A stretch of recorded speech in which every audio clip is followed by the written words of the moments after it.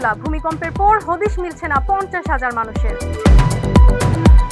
মার্কিন হামলার জবাব দিল ইরান, পাল্টা হামলার দাবি যুক্তরাষ্ট্রের।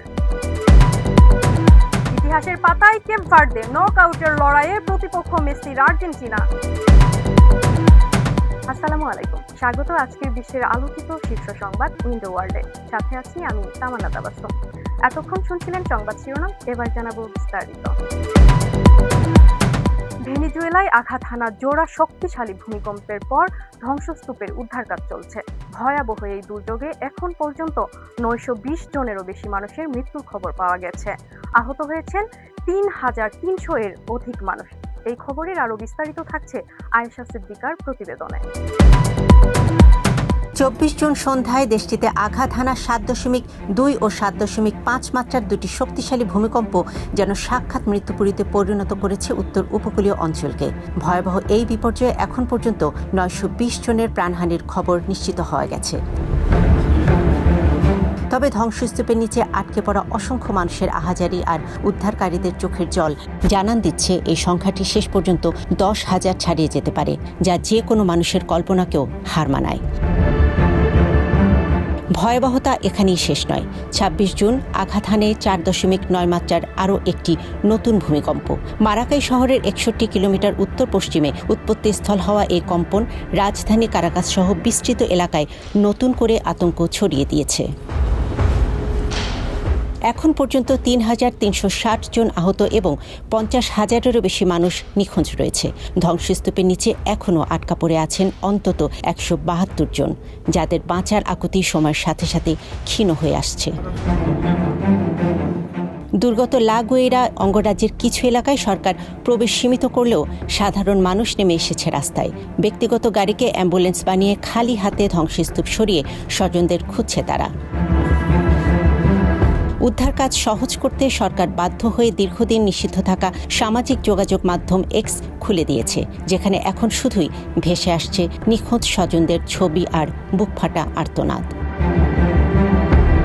উদ্ধারকারীদের চোখে মুখে এখন শুধু এক অজানা আতঙ্ক আর বিস্ময়। আধুনিক বিশ্বের বুকে এমন মহাপ্রলয় কিভাবে একটি দেশকে এভাবে গ্রাস করে নিল? ধ্বংসস্তূপের নিচে চাপা পড়ে থাকা ওই মানুষগুলোর নিঃশব্দ প্রস্থান কি কেবলই প্রকৃতির খেয়াল, নাকি ভবিষ্যতের জন্য এক অশুভ সংকেত? এই নিস্তব্ধতায় মিশে আছে এক ভয়াবহ ভীতি আর প্রকৃতির অমোঘ শক্তির সামনে মানুষের চরম অসহায়ত্বের এক বিস্ময়কর হাহাকার। হরমুজ প্রণালীতে একটি কার্গো জাহাজের হামলার ঘটনাকে কেন্দ্র করে মার্কিন সামরিক বাহিনী ইরানের বিভিন্ন লক্ষ্যবস্তুতে হামলা চালিয়েছে। এর আগে যুক্তরাষ্ট্রের প্রেসিডেন্ট ডোনাল্ড ট্রাম্প ইরানের বিরুদ্ধে একটি বোকামিপূর্ণ যুদ্ধ লঙ্ঘন করার অভিযোগ তুলেছিলেন। বিস্তারিত আপডেট থাকছে উইন্ডো ওয়ার্ল্ডের ডেস্ক রিপোর্টে।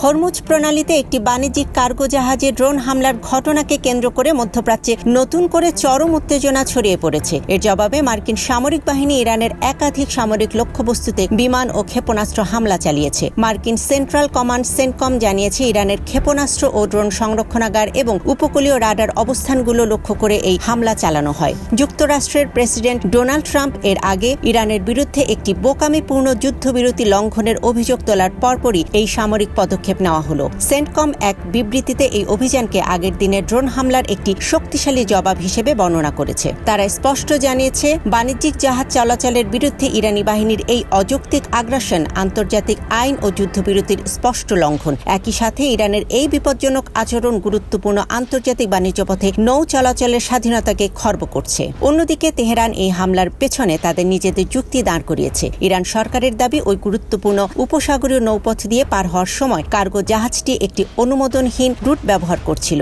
যার কারণে সেটির উপর হামলা চালানো হয়। এই পাল্টাপাল্টি হামলার জোরে হরমুজ প্রণালী অঞ্চলে চরম বিশৃঙ্খলা সৃষ্টি হয়েছে। ওই এলাকায় আটকে পড়া হাজার হাজার বেসামরিক নাবিককে নিরাপদে সরিয়ে নেওয়ার একটি পূর্ব পরিকল্পনা ছিল, যা বর্তমান পরিস্থিতির কারণে আপাতত স্থগিত করা হয়েছে। এই ঘটনার পর থেকে আন্তর্জাতিক তেল ও বাণিজ্য খাতে বড় ধরনের নেতিবাচক প্রভাব পড়ার আশঙ্কা করা হচ্ছে।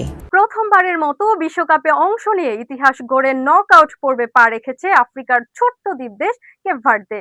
এই ঐতিহাসিক রাউন্ডে তাদের প্রতিপক্ষ ডিফেন্ডিং চ্যাম্পিয়ন লিওনেল মেসির আর্জেন্টিনা। বিস্তারিত থাকছে তামান্নার প্রতিবেদনে। আফ্রিকার আটলান্টিক মহাসাগরের বুকে জেগে থাকা ছোট্ট এক দ্বীপ রাষ্ট্র কেপ ভার্দে। ফুটবল বিশ্বে যাদের নাম আগে খুব কম মানুষই শুনেছে, তারাই এবার বিশ্বমঞ্চে রচনা করেছে এক অবিশ্বাস্য মহাকাব্য। প্রথমবারের মতো বিশ্বকাপে অংশ নিয়ে সব সমীকরণ ওলটপালট করে দিয়ে ইতিহাস গড়েছে দলটি। গ্রুপ পর্বের অগ্নিপরীক্ষা পেরিয়ে তারা জায়গা করে নিয়েছে নকআউটের মর্যাদাপূর্ণ রাউন্ড অফ 32-তে। তবে রূপকথার এই যাত্রার এবার তাদের সামনে দাঁড়িয়ে ফুটবল ইতিহাসের অন্যতম বড় পর্বতসম চ্যালেঞ্জ ডিফেন্ডিং চ্যাম্পিয়ন লিওনেল মেসির আর্জেন্টিনা। শক্তির বিচারে দুই দলের ব্যবধান আকাশ পাতাল। একদিকে কোটি কোটি টাকার তারকা সমৃদ্ধ এবং বিশ্বজয়ের অভিজ্ঞতায় পুষ্ট আলবি সেলেস্তেরা, অন্যদিকে অদম্য ইচ্ছা আর হারানোর কিছু নেই মানসিকতা নিয়ে নামা কেপ ভার্দে। ফুটবল বিশ্লেষকরা একে দেখছেন আধুনিক ফুটবলের ডেভিড বনাম গলিয়াথ লড়াই হিসেবে। কেপ ভার্দের জমাট রক্ষণ ভাগ আর গতিময় কাউন্টার অ্যাটাকই এই ম্যাচে তাদের প্রধান ভরসা। অন্যদিকে ক্যারিয়ারের শেষ লগ্নে এসেও লিওনেল মেসি যেভাবে প্রতিপক্ষের রক্ষণভাগ গুড়িয়ে দিতে পারে, তা রুখে দেওয়া আফ্রিকান দলটির জন্য হবে এক বড় পরীক্ষা। এই ম্যাচটি কেবল মাঠের 90 মিনিটের লড়াই নয়, এটি হলো ফুটবল ইতিহাসের অন্যতম বড় চমক বনাম বর্তমান বিশ্বসেরাদের শ্রেষ্ঠত্ব টিকিয়ে রাখার মনস্তাত্ত্বিক যুদ্ধ। একদিকে কোটি ভক্তের শিরোপা ধরে রাখা তীব্র চাপ, অন্যদিকে ইতিহাস গড়ে আরও উঁচুতে ওঠার আসমান সম স্বপ্ন। কেপ ভার্দে কি পারবে ফুটবলের ইতিহাসে সবচেয়ে বড় অঘটনাটি ঘটিয়ে বিশ্বকে স্তব্ধ করে দিতে, নাকি মেসির আর্জেন্টিনা তাদের অভিজ্ঞতা ও চতুরতা দিয়ে থামিয়ে দেবে এই দ্বীপ দেশের রূপকথা? উত্তর মিলবে মাঠের মহারণেই।